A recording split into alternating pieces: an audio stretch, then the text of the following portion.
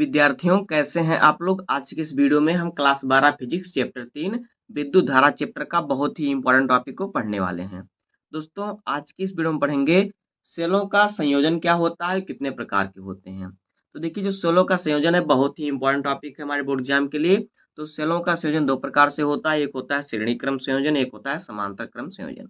तो आज की वीडियो में इस सूत्र को भी निगमन करेंगे। तो वीडियो में लास्ट में रहना आपको। अगर आप वीडियो पर नए तो वीडियो को लाइक कर दीजिए, चैनल पे नए सब्सक्राइब कर दीजिए, बेल आइकन को प्रेस कर दीजिए, क्योंकि बोर्ड एग्जाम के हर सब्जेक्ट का हर इंपॉर्टेंट टॉपिक का वीडियो आपको इस चैनल पर डेली मिलता रहेगा।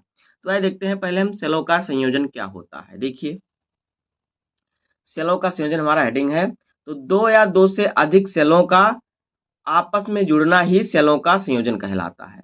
इसे देखिए, चित्र में देखिए, आप देखिए यहाँ पे हमारे कितने सेल जुड़े हैं, 1 2 3 सेल जुड़े हैं।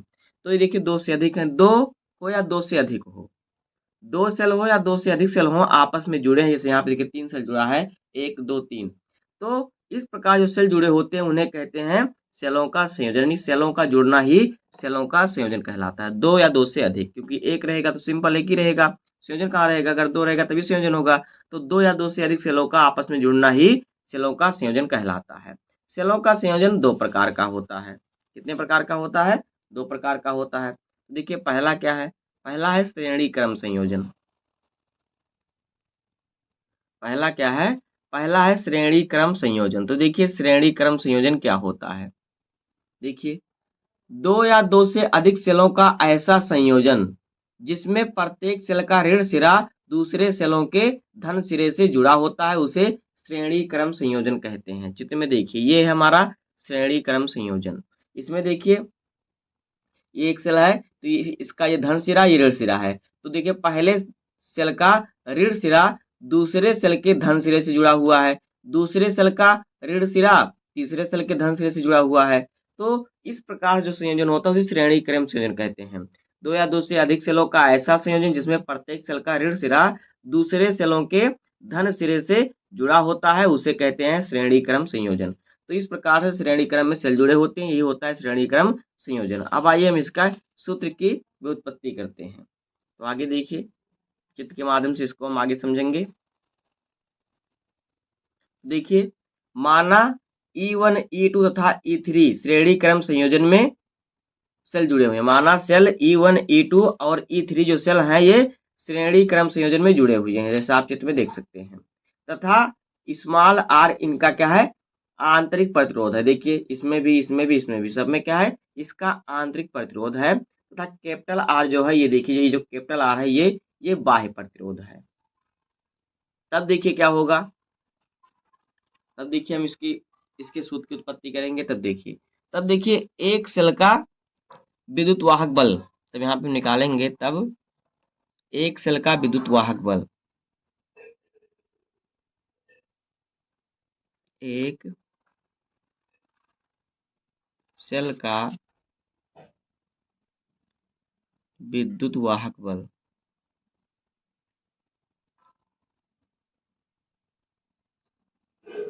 विद्युत वाहक बल, तो एक सेल का विद्युत वाहक बल क्या हो जाएगा? ई हो जाएगा। अब देखिए, तो हमें देखिए यहाँ पे 3 सेल दिए हुए हैं, यानी कि सेलों की संख्या यहाँ पे कितनी है? 3 है। तो अगर आपको बोर्ड एग्जाम में सवाल में कहीं 10 सेल दे दे, 12 सेल दे दे, 5 सेल दे दे, तो आप क्या करेंगे? इसलिए हम क्या करेंगे? n लेंगे। n जो होगा सेलों की संख्या होगी। तो यहाँ पे लिखेंगे कि n सेलों की, तब n सेलों का विद्युत वाहक बल। तब देखिए क्या हो जाएगा? n सेलों का विद्युत वाहक बल, सेलों का विद्युत वाहक बल।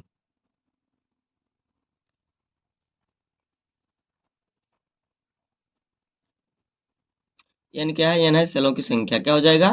तो हो जाएगा n इंटू ई, क्योंकि n जो है सेलों की संख्या है। n की जगह पर आप सेल की संख्या रखेंगे, जितना सेल रहेगा उतना आप संख्या रखेंगे n के स्थान पर। इतना हो गया।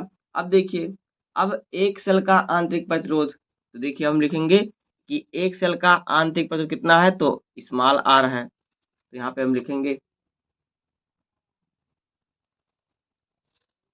तब देखिए यहाँ पे लिखेंगे एक सेल का आंतरिक प्रतिरोध, एक सेल का आंतरिक प्रतिरोध।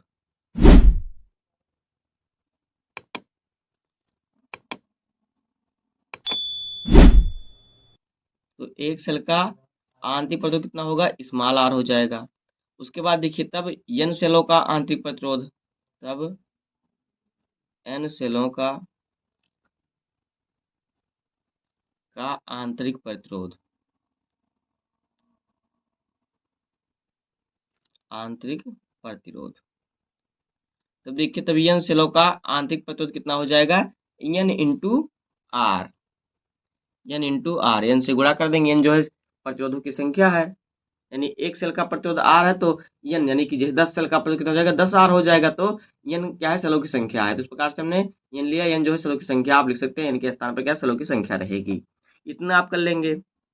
देखिए हमारा श्रेणी क्रम में जुड़ा है तो हम गुणा कर रहे हैं, अगर ये समांतर क्रम में होता तो बटे में आता।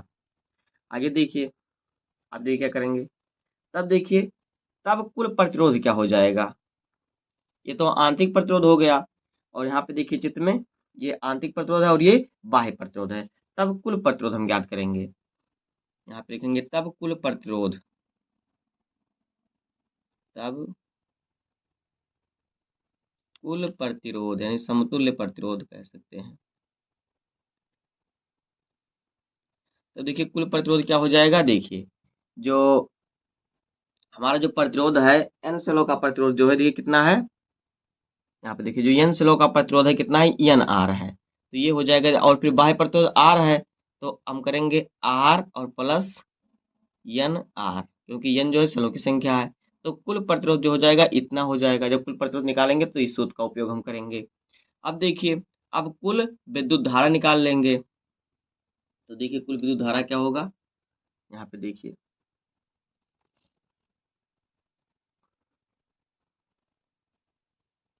तब देखिए कुल विद्युत धारा,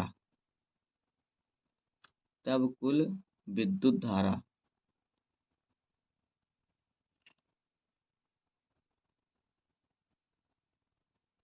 तब कुल विद्युत धारा क्या हो जाएगी, देखिए कुल विद्युत वाहक बल बटे कुल प्रतिरोध, कुल विद्युत वाहक बल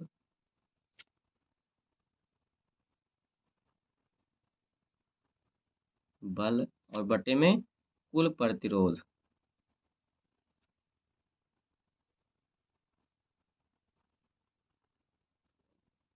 ये हो जाएगा। अब देखिए यहीं पे हम सबका मान रख देंगे, तो कुल विद्युत धारा मतलब कि आई, और फिर कुल विद्युत वाहक बल कितना है, ई है, तो यहाँ पे ई रखेंगे। ये कुल विद्युत वाहक बल कितना हो गया, यहाँ पे देखिए कुल विद्युत वाहक बल यानी कि जो है सेलों की संख्या, तो देखिए इन सेलों का भी देखिए पहला एक सेल था तो एक सेल का विद्युत वाहक बल ई होगा। अब हमें देखिए क्या दिया है, कहीं पर हमें बोर्ड एग्जाम में या कहीं सवाल में हमें अधिक सेल दिया है, 10 सेल दिया है, 20-25 सेल दिया है, तो क्या करेंगे, तो हम सभी का थोड़ी बता सकते हैं आपको कि 15 सेल आए तो ये लगाइए, 20 सेल का आए तो ये सूत्र लगाइएगा। तो इसलिए क्या है, सेलों की संख्या कितनी है, एन है, तो यहाँ पे हम लिख देंगे एन इंटू ई, तो ये हो गया कुल विद्युत वाहक बल। तो एन की जगह पर आप सेलों की संख्या रखेंगे तो ये एन ई हो जाएगा। और कुल प्रतिरोध कितना है, R plus N into R, ये है, इतना ये हो जाएगा इसका सूत्र। अब देखिए अब थोड़ा इसको और हम आगे सॉल्व कर लेते हैं, तो देखिए ये भी हमारा सूत्र है, तो इसको भी, इस पर भी आप न्यूमेरिकल आएगा आपका, तो इस पर भी आप कर सकते हैं। अब देखिए क्या है, यहाँ पे लिखेंगे कि यदि, चूंकि, यहाँ पे लिखेंगे कि चूंकि जो n इंटू आर है, ये क्या है, ये आर से काफी छोटा है, कैपिटल आर से काफी छोटा है, यानी कि जो आंतरिक प्रतिरोध है ये बाह्य प्रतिरोध से क्या है, काफी छोटा होता है। तब क्या हो जाएगा, तब देखिए ये हट जाएगा तो ये हमारा आ जाएगा, तब क्या आ जाएगा, तब ये हो जाएगा, देखिए आई बराबर क्या हो जाएगा, तब आई बराबर हो जाएगा एन इंटू ई और बटे में कैपिटल आर, ये हो जाएगा तब हमारा सूत्र, ये हो जाएगा श्रेणी क्रम संयोजन, सेल का श्रेणी क्रम संयोजन का सूत्र ये हो जाएगा। तो अतः इससे स्पष्ट होता है कि श्रेणी क्रम में प्रवाहित होने वाली धारा का जो मान होता है कितना होता है, n गुना बढ़ जाता है। दोस्तों इस प्रकार से हो जाएगा श्रेणी क्रम संयोजन। अब आइए हम आगे पढ़ते हैं समांतर क्रम संयोजन। अब देखिए सेल का समांतर क्रम संयोजन क्या होता है। देखिए ये हमारा जो है यह समांतर क्रम संयोजन का चित्र। तो देखिए दो या दो से अधिक सेलों का ऐसा संयोजन जिसमें प्रत्येक सेल का धन सिरा एक बिंदु से और दूसरा सिरा जो है ऋण सिरा क्या होता है दूसरे बिंदु से जुड़ा होता है। यानी दो या दो से अधिक सेलों का ऐसा संयोजन जिसमें प्रत्येक सेल का धन सिरा एक बिंदु से और ऋण सिरा दूसरे बिंदु से जुड़ा होता है। देखिए यहाँ चित्र में देखिए ये हमारा 1 2 3 सेल है, तो यहाँ पे इधर धन सेल है, इधर ऋण सेल है, इधर प्लस चार्ज इधर माइनस चार्ज है। तो प्लस चार्ज देखिए एक बिंदु से जुड़ा हुआ और माइनस चार्ज भी एक बिंदु से इधर जुड़ा हुआ है। इसे ही कहते हैं समांतर क्रम संयोजन। अब आगे देखिए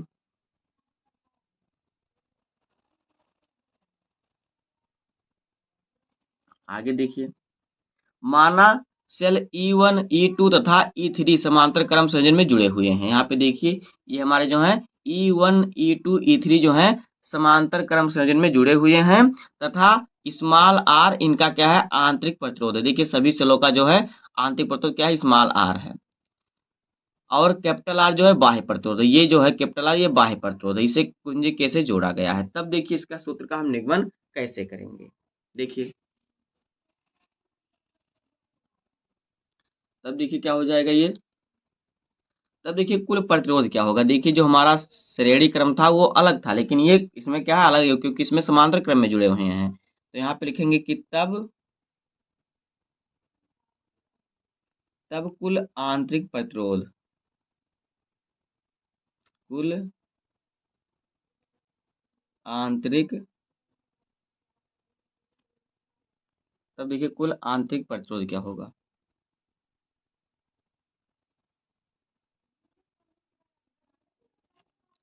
तो देखिए क्या हो जाएगा कुल आंतरिक प्रतिरोध क्या हो जाएगा। देखिए श्रेणी क्रम में जुड़ा है सॉरी समांतर क्रम में जुड़ा है तो हम 1/r लगाएंगे तो हो जाएगा 1/r r इक्वल यानी कि कुल इक्वल का अर्थ होता है पूरा कुल क्या हो जाएगा 1/r1 plus 1/r2 plus 1/r3।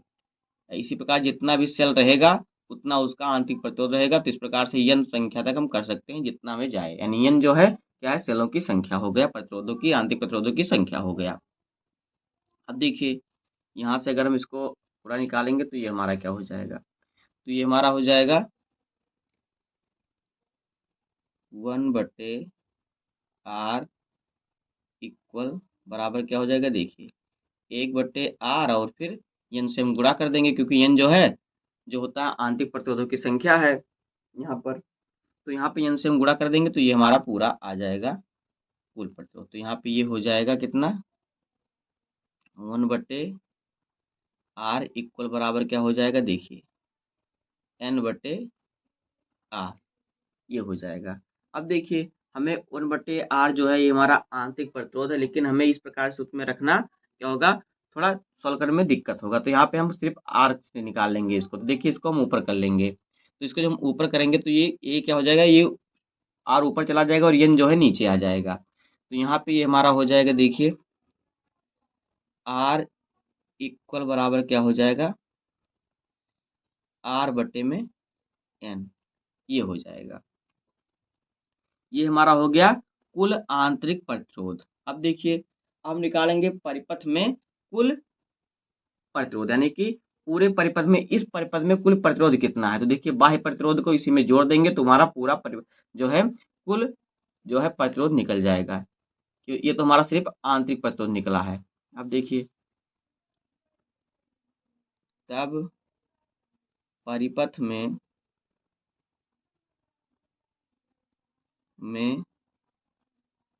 तब परिपथ में कुल प्रतिरोध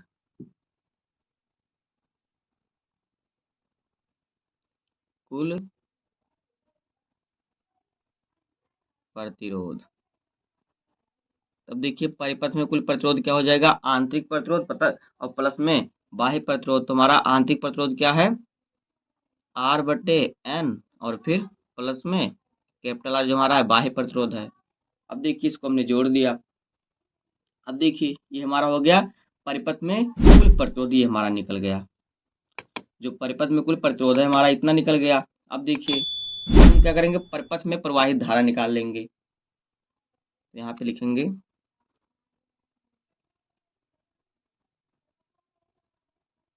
परिपथ में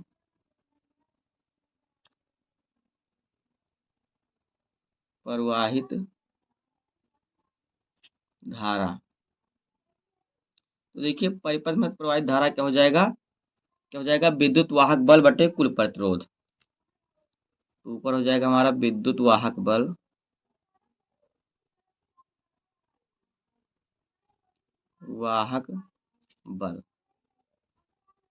और बटे में कुल प्रतिरोध।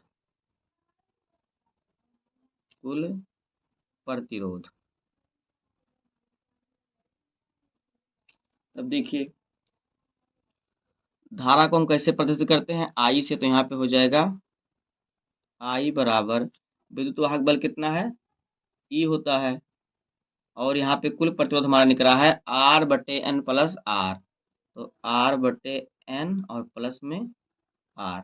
अब देखिए यहाँ पे देखिए ये हमारा एक सूत्र निकल गया, आई बराबर ई बटे आर बटे एन प्लस आर, इतना निकल गया। तो देखिए यहाँ पर हम क्या करेंगे, देखिए यदि आर एन जो हो, कैपिटल आर से क्या है, काफी बड़ा हो, तब देखिए क्या होगा। तो ये भी हमारा एक क्या है, सूत्र निकल गया।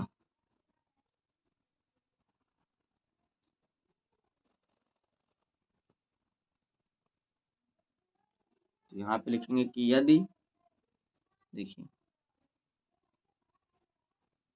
यदि आर बटे एन जो हो कैपिटल आर से क्या हो, बड़ा हो, तब देखिए सूत्र क्या हो जाएगा, तब ये हमारा सूत्र जो होगा आई बराबर क्या हो जाएगा, ई बटे आर बटे एन, ये हो जाएगा, क्योंकि ये जो है छोटा रहेगा तो ये हट जाएगा। अब देखिए इसको अगर हम सही तरीके से लिखें तो बट्टे में हम एक लगाकर इसको ऊपर कर देंगे, तो ये हमारा हो जाएगा, क्या हो जाएगा, यहाँ पे देखिए ये हमारा हो जाएगा, ये जाएगा ऊपर गुणा हो जाएगा, तो ये हो जाएगा एन ई और बट्टे में आर, यानी कि जो हमारा इसका सूत्र निकलेगा आई बराबर क्या निकलेगा, एन ई और बट्टे में आर, ये हमारा इसका सूत्र निकलेगा। तो दोस्तों ये हो जाएगा समांतर क्रम संयोजन का जो सूत्र होगा। तो बस दोस्तों आज की वीडियो में इतना ही। उम्मीद करता हूँ आपको वीडियो पसंद आया होगा। अगर आपको वीडियो पसंद आए तो वीडियो को लाइक कर दीजिए और चैनल पे नए सब्सक्राइब कर दीजिए, बेल आइकन को प्रेस कर दीजिए, क्योंकि बोर्ड एग्जाम के हर सब्जेक्ट का, हर इंपॉर्टेंट टॉपिक का वीडियो आपको इस चैनल पर डेली मिलता रहेगा। तो मिलते हैं किसी नेक्स्ट वीडियो में, तब तक के लिए धन्यवाद, जय हिंद।